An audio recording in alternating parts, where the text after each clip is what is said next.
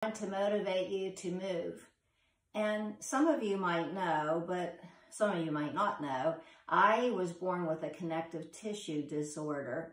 Now, I don't pay much attention to it because my mom never did. In fact, I just read through my baby book and she didn't even mention it one time in there. So our whole way of looking at it was just to keep me in motion.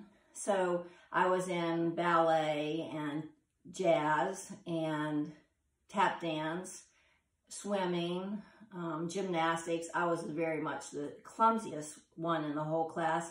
And I would come home all the time crying and telling my mom I just couldn't do it. She would always say that I could. So from an early age, I learned not to pay attention to my difficulties. And even today, when I get out of bed, every day I get out of bed, I am in a lot of pain, very stiff. I don't want to move. And if I would think how I feel right now, I feel much the same way. It's always there. But I learned as an adult that my perception of reality had to do with my own thoughts. And I also figured out that when I was moving and really interested in life, what they call being in the flow, I didn't even notice my pain. So that's how I live. I try to always be in the flow. I used to have a person in my life that would say that I ruined their life. And I started thinking, you know, that could not be true because nothing can ruin our lives. It's our own perception. And when I think about pain, I think, oh, that's just a thought. It really is. If I'm concentrating on that thought, then I have pain. If I'm concentrating on really, even as I start doing this video, I don't even feel my pain until I go back and think, do I have pain? Yes, I do. But anyway, what I wanted to show you is some of the things that I do whenever I feel like, oh, wow, this is getting pretty bad. I feel so bad. One of the things that most people that can get down on the floor can do is that position called cat-cow. So this is how you do it. You just get up on all fours like this, okay? And you can do it two ways. Some people teach it shoulders towards the ears and rolling up. So see, I'm articulating my back and rolling back down. Or shoulders down, rolling up and rolling back down. Good. And then I usually go back. I push my hips back onto my feet.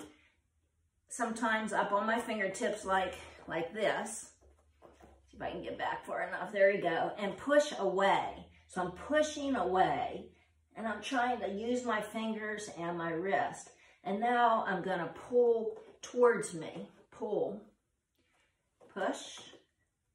And pull. Good. So I'm just articulating my spine side to side.